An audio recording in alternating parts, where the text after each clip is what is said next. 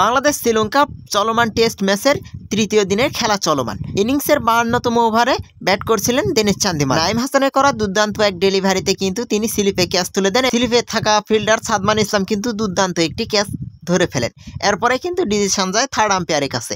এরপরে কিন্তু third umpire কিন্তু টিভি স্ক্রিনে ঘোষণা দেন আউট হিজ গুন দীনেশ চান্দিমাল। এরপরে দীনেশ চান্দিমাল যখন আউট হয়ে চলে যায় তখনই কিন্তু ব্যাটিং করতে চলে আসেন মাঠের মাঝে অ্যাঞ্জেলা ম্যাথিউস। আর অ্যাঞ্জেলা ম্যাথিউসের আশা দেখেই কিন্তু বাংলাদেশের সকল ক্রিকেটাররা লাইন হয়ে দাঁড়িয়ে যায়, কেননা অ্যাঞ্জেলা ম্যাথিউসের যে এটাই শেষ টেস্ট ম্যাচ। এই জন্যই কিন্তু অ্যাঞ্জেলা ম্যাথিউসকে বাংলাদেশের সকল ক্রিকেটাররা মিলে গার্ড অফ অনার দেওয়ার জন্য কিন্তু সকলেই দাঁড়িয়ে যায়। যদিও অ্যাঞ্জেলা ম্যাথিউসের সঙ্গে বাংলাদেশের কিন্তু একটা অতীত জড়িয়ে আছে, এর জন্য কিন্তু সকলেরই মনে রাখার কথা।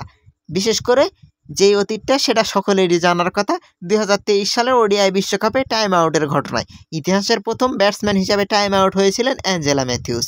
এরপরে কিন্তু অনেক কথাই বলতে শোনা গিয়েছিল অ্যাঞ্জেলা ম্যাথিউসকে, বাংলাদেশের প্রতি তার কোনো সম্মান নেই, আরও নানান কথাই বলেছিলেন অ্যাঞ্জেলা ম্যাথিউস। তো বাংলাদেশের ক্রিকেটাররা শেষ ম্যাচে তাকে তো একটা সম্মান দিতেই পারেন। অ্যাঞ্জেলা ম্যাথিউসও হাত নাড়িয়ে সকলকেই আবেগ আপ্লুত হয়ে সম্মান জানালেন। এরপরে অ্যাঞ্জেলা ম্যাথিউস বলেন তিনি অতীতকে মনে রাখতে চান না, তিনি বাংলাদেশের এই সম্মানটুকুকে চিরজীবন মনে রাখতে চান।